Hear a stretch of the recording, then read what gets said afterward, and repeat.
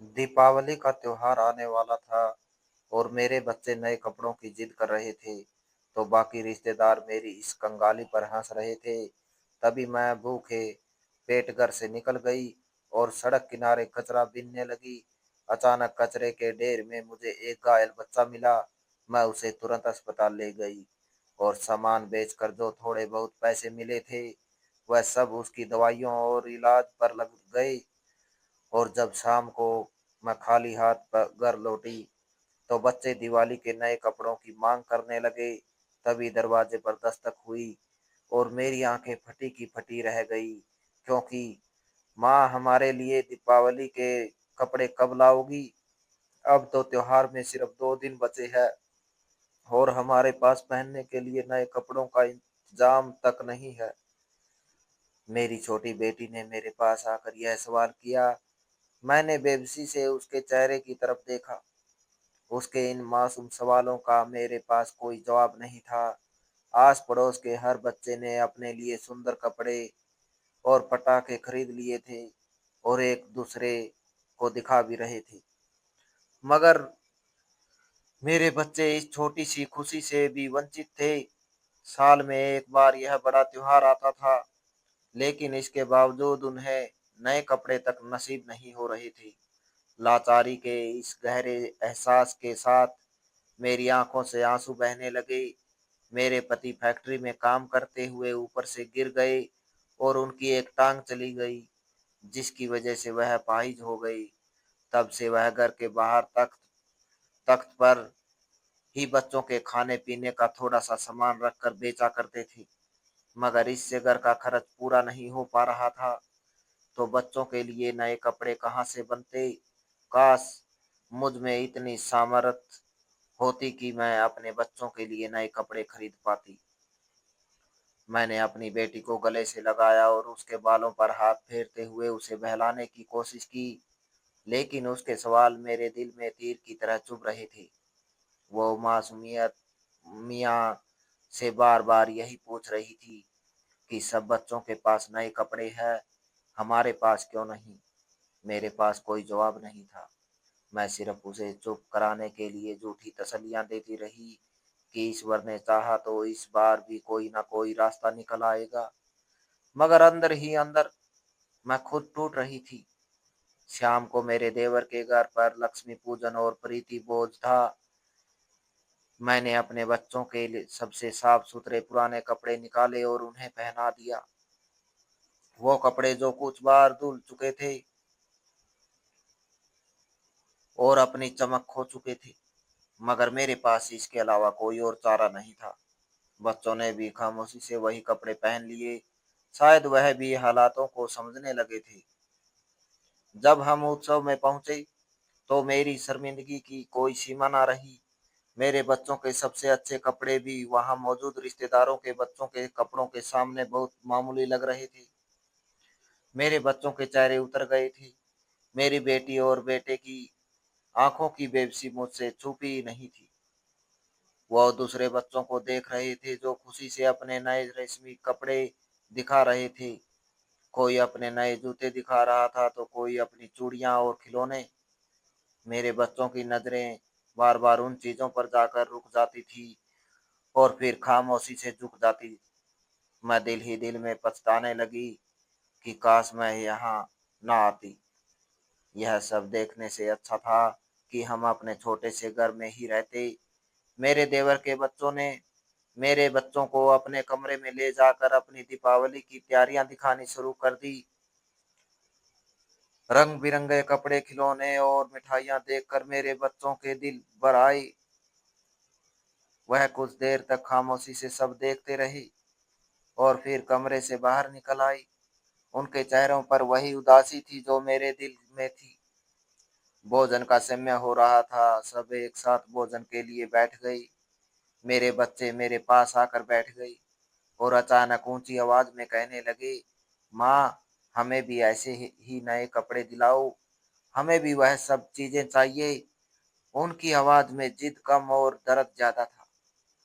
उनके शब्द सुनकर मेरा दिल टूट गया। मेरी आंखों से आंसू निकलने ही वाले थे, मगर मैंने खुद को संभाला। वहां मौजूद लोगों में से किसी ने भी मेरे बच्चों को प्यार से नहीं देखा, बल्कि कुछ लोग मुस्कुराने लगे और कुछ ने व्यंग भरे अंदाज में एक दूसरे की तरफ देखा। मुझे ऐसा लगा जैसे हम किसी उत्सव में नहीं, बल्कि तमाशा बनकर रह गए हैं। मैंने जैसे तैसे बच्चों को चुप कराया और खाना खत्म किया, उन्हें बहलाया फुसलाया और जल्दी से वहां से निकल आई। घर आकर मैंने दरवाजा बंद किया और बच्चों को सुला दिया। जैसे ही वह सोए मेरी हिम्मत जवाब दे गई और मैं फूट फूट कर रोने लगी। सारी रात मैं रोती रही, मुझे नींद नहीं आई।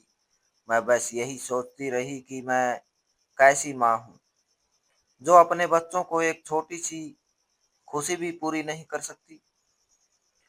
सुबह मैंने संकल्प किया और मन ही मन एक फैसला लिया कि चाहे कुछ भी हो जाए, मैं अपने बच्चों के लिए दीपावली दिवाली के कपड़े जरूर लाऊंगी। मैंने बच्चों को सुबह जल्दी उठाया, उन्हें नाश्ता कराया और फिर उन्हें दोबारा सुला दिया। इसके बाद मैं घर से निकल गई। मेरे कदम भारी थे मगर मेरा इरादा मजबूत था। मैं सड़क पर पहुंची और कचरा चुगने लगी। यह काम मेरे लिए नया था, मगर मजबूरी ने मुझे सब सिखा दिया था। मैं हर ढेर के पास जाकर छटाई करती और उसमें से बिकने लायक चीजें निकालती। प्लास्टिक के टुकड़े, लोहे के पुराने पुर्जे और अन्य चीजें जो थोड़े पैसों में बिक सकती थी। धूप तेज थी और भूख भी लग रही थी, मगर मैंने रुकना ठीक ना समझा। मेरा दिमाग में सिर्फ अपने बच्चों के चेहरे थे और उनकी वह इच्छा जो कल पूरी ना हो सकी थी। एक दो बार मैं घर भी गई और बच्चों को देखकर वापस आ गई। मैंने उन्हें पड़ोस वाली चाची के पास छोड़ दिया था। वह समय भी गरीब थी, मगर दिल की बहुत अच्छी थी। वो अक्सर मेरी मजबूरी को समझती थी और मेरे बच्चों का ख्याल रख लेती थी।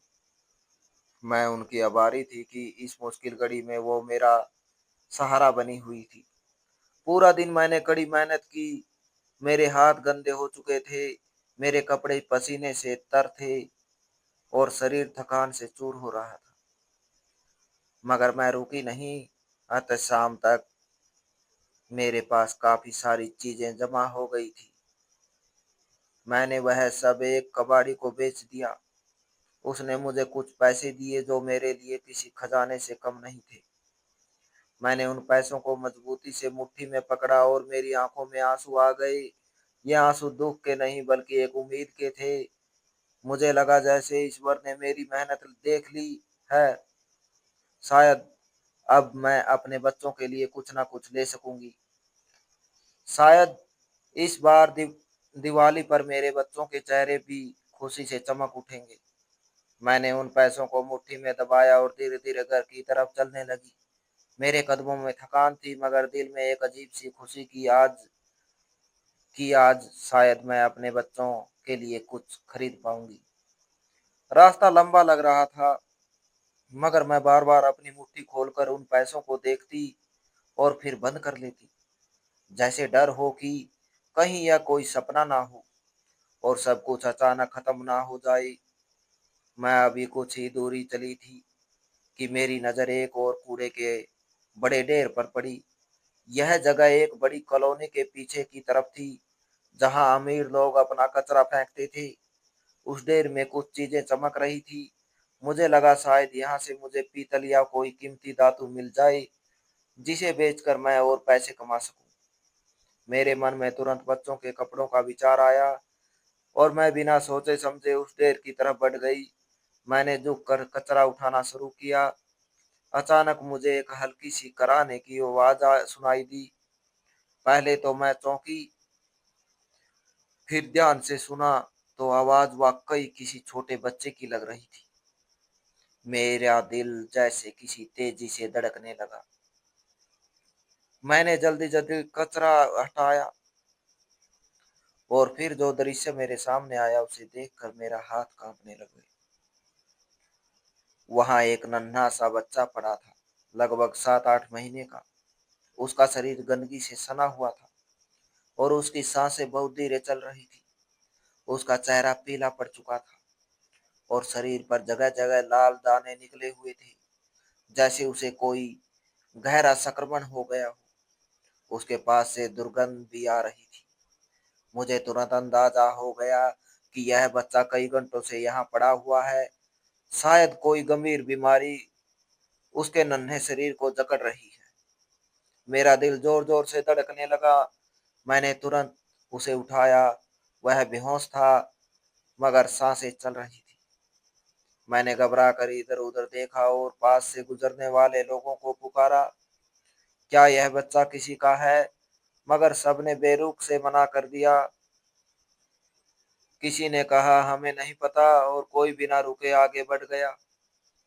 मुझे उन लोगों की संवेदनहीनता पर दुख भी हुआ और हैरानी भी। मैंने समय बर्बाद करना ठीक ना समझा और बच्चे को अपने सीने से लगाया और तेजी से अस्पताल की तरफ दौड़ने लगी। थकान के कारण दौड़ना मेरे लिए बहुत कठिन था, मगर इस समय मुझे अपनी नहीं, उस बच्चे की चिंता थी। मेरे दिमाग में सिर्फ यही था कि अगर मैंने जरा भी देर की तो शायद यह बच्चा ना बच सके। कुछ ही देर में मैं अस्पताल पहुंच गई। वहां जाकर मैंने तुरंत डॉक्टर को बुलाया। डॉक्टर ने बच्चे को देखा तो उसे तुरंत इमरजेंसी में ले जाया गया। उन्होंने बताया कि बच्चे को गहरा संक्रमण हो गया है। गंदगी में पड़े रहने के कारण उसके शरीर में बैक्टीरिया फैल गई है, और अगर तुरंत इलाज ना मिला तो उसकी जान जा सकती है। यह सुनकर मेरे हाथ पांव ठंडे पड़ गए। मैं दरवाजे के बाहर खड़ी प्रार्थना करती रही कि हे ईश्वर, इस बच्चे को जीवन दान दे। कुछ देर बाद नर्स बाहर आई और उसने कहा कि दवाइयाँ और इंजेक्शन तुरंत लाने होंगे। मैंने बिना कुछ सोचे अपनी मुट्ठी खोली और सारे पैसे उसके हाथ पर रख दिए।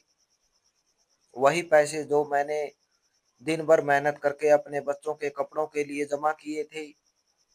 एक पल के लिए मेरे मन में विचार आया, मगर अगले ही पल मैंने उसे झटक दिया। इस समय एक मासूम की जान बचाना ज्यादा जरूरी था। मैंने सारी दवाइयाँ खरीदी और डॉक्टर को दे दी। काफी देर बाद डॉक्टर बाहर आया और उसने बताया कि बच्चे की हालत अब स्थिर है, मगर उसे अभी देख रेख में रखना होगा। मैंने चैन की सांस ली। मेरी आंखों में आंसू आ गई, मगर इस बार यह आंसू सुकून के थे। मैं वहीं बैठी बच्चे के होश में आने का इंतजार कर रही थी कि अचानक एक घबराया हुआ आदमी अस्पताल में दाखिल हुआ। उसके चेहरे पर गहरी चिंता थी। वह हर किसी से पूछ रहा था, क्या किसी ने एक छोटा बच्चा देखा है? मैं तुरंत उसके पास गई और उसे पूरी बात बताई। वह आदमी मेरी बात सुनते ही भावुक होकर रोने लगा। उसकी हालत देखकर मुझे विश्वास हो गया कि वह सच कह रहा है। मैं उसे डॉक्टर के पास ले गई। जब उसने अपने बच्चे को देखा तो उसकी आंखों से आंसू बहने लगे। वह बार बार मेरा आभार व्यक्त कर रहा था। मैंने बस इतना कहा कि यह सब ईश्वर की कृपा है। मैंने बच्चे को उसे सौंपा और मन ही मन प्रार्थना की कि बच्चा जल्दी स्वस्थ हो जाए। अब मेरे पास कुछ भी नहीं था, ना पैसे और ना ही कोई उम्मीद। मैं थके हुए कदमों से घर की ओर चलने लगी। रास्ता पहले से भी लंबा लग रहा था। मेरे मन में बार बार बच्चों के चेहरे आ रहे थे, उनकी उम्मीद भरी आंखें और नए कपड़ों की वह इच्छा मुझे अंदर से तोड़ रही थी। जब मैं घर पहुंची तो मेरे बच्चे दौड़कर मेरे पास आए। उनकी आंखों में चमक थी। वह उम्मीद से मेरी तरफ देख रहे थे, जैसे मैं उनके लिए ढेर सारी खुशियां लेकर आई हूँ। मगर जब उन्होंने मेरे खाली हाथ देखे तो उनके चेहरे धीरे धीरे मुरझाने लगे। मेरी बेटी ने धीमी आवाज में पूछा, माँ हमारे कपड़े कहाँ है? मैं चुप खड़ी रही। मेरे पास कोई जवाब नहीं था। मेरे बेटे ने भी उदास नजरों से मेरी तरफ देखा और बिना कुछ कहे एक तरफ जाकर बैठ गया। उनके चेहरों की वो उदासी मेरे दिल को चीर गई। मैंने बड़ी मुश्किल से खुद को संभाला और उन्हें गले लगा लिया, मगर मेरे अंदर एक तूफान मचा था।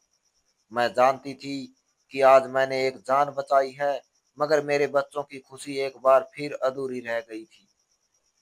मैंने उन्हें सीने से लगा लिया, पर मन उदास था।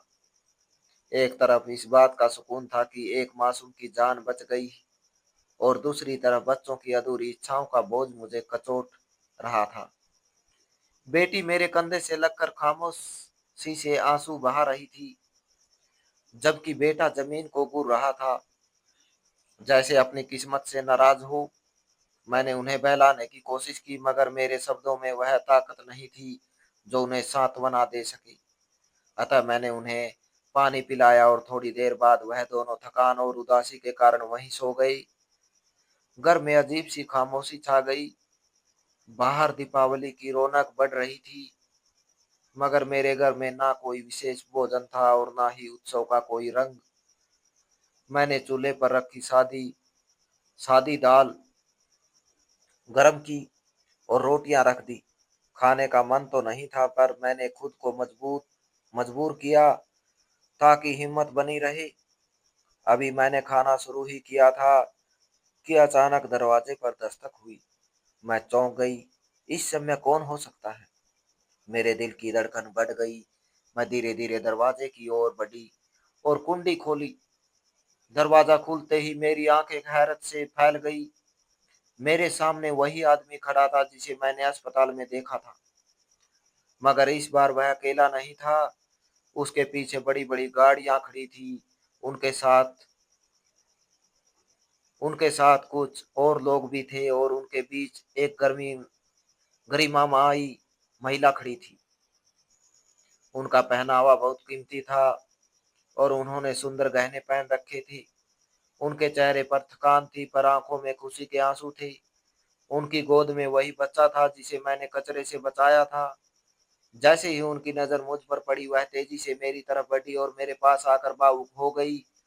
मैं घबरा गई और उन्हें संभालने की कोशिश की, मगर वह बार बार मेरा हाथ पकड़कर कहने लगी, आपने मेरे बच्चे की जान बचा ली। अगर आप ना होती तो आज मेरा बेटा मेरे पास ना होता। मैं आपका यह उपकार कभी नहीं भूल सकती। मैंने उन्हें सांत्वना दी कि यह सब ईश्वर का विधान है। मैंने तो सिर्फ अपना मानवीय धर्म निभाया है। वह भावुक होकर मेरा धन्यवाद करती रही। मेरे लिए सब अकल्पनीय था। मैंने उन्हें घर के अंदर बुलाया। वह सब मेरे छोटे से घर में आए। मैंने तुरंत बिस्तर ठीक किया और उन्हें बैठने को कहा। मुझे थोड़ी झिझक हो रही थी। मैंने कहा, मेरे घर में ऐसा कुछ भी नहीं है जो मैं आपके सत्कार में रख सकूं। सब सादा भोजन है। वह महिला बोली, बहन, जो भी है वही हमारे लिए अमृत समान है। आपके हाथ की रोटी हमारे लिए किसी आशीर्वाद से कम नहीं है। मैंने रसोई से वही सादा भोजन उनके सामने रखा। वह बड़े सम्मान के साथ उसे खाने लगी। उनकी आंखों से अभी भी आंसू बह रहे थे।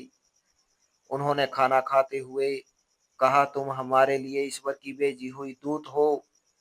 ईश्वर ने मुझे वर्षों बाद यह संतान दी है, लेकिन मेरी नौकरानी के मन में लालच आ गया और उसने बच्चे का अपहरण कर लिया। लेकिन मैंने सीसीटीवी फुटेज में उसे बच्चे को ले जाते देख लिया था, इसलिए अपने लोग उसके पीछे लगा दिए। जब उसने देखा कि वह बच नहीं पाएगी, तो उसने घबरा कर मेरे बच्चे को कचरे में फेंक दिया, और हमें पता ही नहीं चल सका कि बच्चा कहाँ है। हमने उस नौकरानी को तो पुलिस को सौंप दिया, पर वह कुछ भी बताने को तैयार नहीं थी।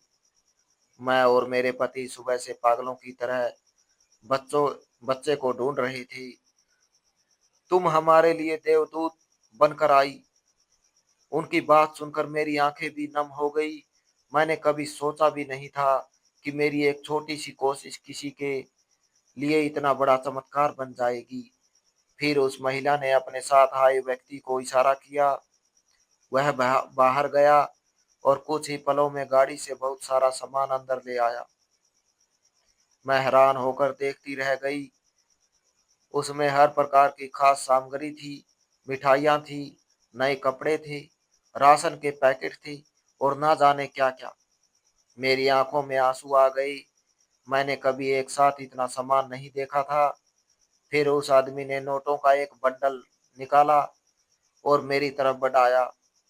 मैं संकोचवश पीछे हट गई, मगर उन्होंने बड़ी विनम्रता से कहा, यह हमारी तरफ से दीपावली का एक छोटा सा उपहार है। मैंने आपके हालातों के बारे में जाना है, कृपया इसे स्वीकार करें और अपने बच्चों की दीपावली हर्षोल्लास हर्षोल्लास से मनाएं। हम आपका एहसान कभी नहीं चुका सकते, पर यह हमारी तरफ से एक विनम्र भेंट है। मेरी आंखों से आंसू बहने लगे और मैंने कांपते हाथों से वह सहायता स्वीकार कर ली। मेरे दिल में खुशी का भाव उमड़ा पड़ा था। वह महिला मेरे बच्चों के पास गई और उनके सिर पर हाथ रखकर आशीर्वाद दिया। गुड़िया और मेरा बेटा हैरानी से यह सब देख रहे थे। उन्होंने बच्चों को स्नेह किया। फिर कुछ देर बाद वो लोग विदा होने लगे। जाते समय वह महिला फिर मेरे गले लगी और कहा, आज तुमने मुझे संसार की सबसे बड़ी खुशी दी है। उनके जाने के बाद मैं काफी देर तक वहीं खड़ी रही। मुझे विश्वास नहीं हो रहा था कि यह सब सच में हुआ है। मेरे बच्चे खुशी से झूम रहे थे, उनकी आंखों में वही चमक लौट आई थी जो मैंने सुबह देखी थी। अगले दिन मैंने सबसे पहले अपने बच्चों के लिए सुंदर नए कपड़े खरीदे। बेटी के लिए सुंदर सी फ्रॉक और बेटे के लिए बहुत अच्छा सूट। जब उन्होंने वह कपड़े पहने तो उनकी खुशी देखकर मेरी सारी थकान और दुख मिट गई। मैंने भी अपने लिए एक सादी साड़ी ले ली। इस बार हमारी दीपावली वाकई सार्थक लग रही थी। घर में राशन भी था, खुशियां भी थी और सबसे बढ़कर मन में असीम संतोष था। मैंने आसमान की ओर हाथ जोड़कर कहा, हे प्रभु, तेरा कोटि कोटि धन्यवाद। तूने मेरी छोटी सी सेवा को मेरे बच्चों की मुस्कान का आधार बना दिया। वह सहायता मेरी सेवा का मूल्य नहीं थी, बल्कि ईश्वर द्वारा मेरी प्रार्थना का दिया गया उत्तर था। तो दोस्तों, इस कहानी को लेकर आपकी क्या राय है, कमेंट बॉक्स में कमेंट करके जरूर बताएं। और अगर आपको हमारी आज की कहानी अच्छी लगी हो तो प्लीज इसे लाइक जरूर करें। अगर आपने अभी तक हमारे एसके की जुबानी 2.0 चैनल को सब्सक्राइब जरूर नहीं किया तो जरूर कर लीजिए। तो मिलते हैं ऐसी ही एक और मोटिवेशनल कहानी के साथ। Thanks for watching.